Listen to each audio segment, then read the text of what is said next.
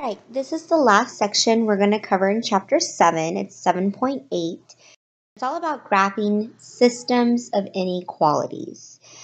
So when you graph an inequality, the shaded region represents all of our answer, right? So we graph the inequality, and then we shade above the line or below the line, and that shading represents our answer.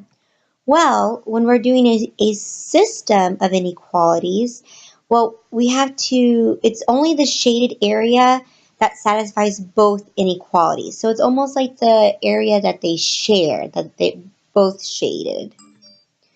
So in order to solve a system of inequalities, number one, we have to graph all the inequalities on the same set of axes. So we want them to be on the same coordinate plane. And after we do that, we want to find the solution set where the shaded regions intersect. And then we check the result.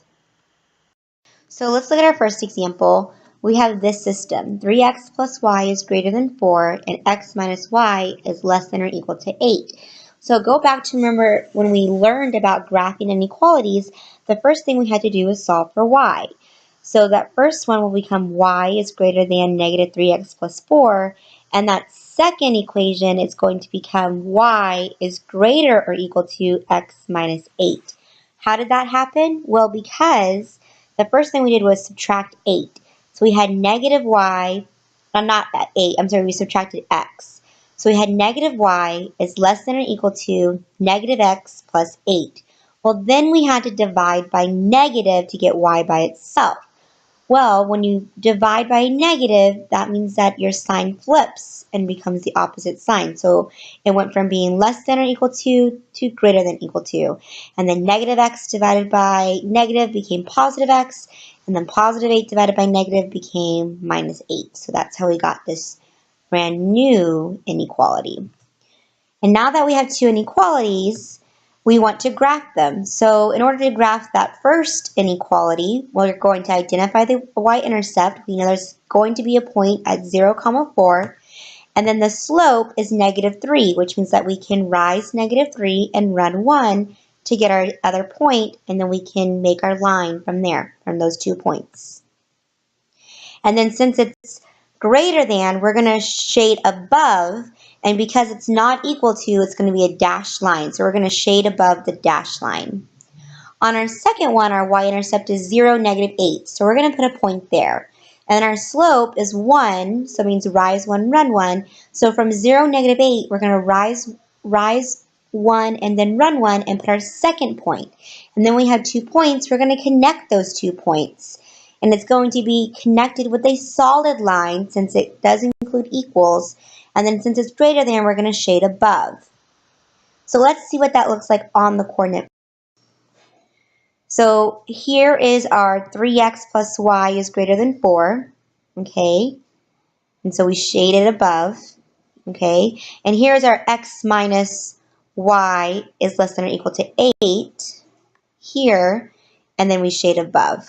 Okay, so the answer is going to be this purple piece here because that's the intersection of our two shaded regions, is this area right here.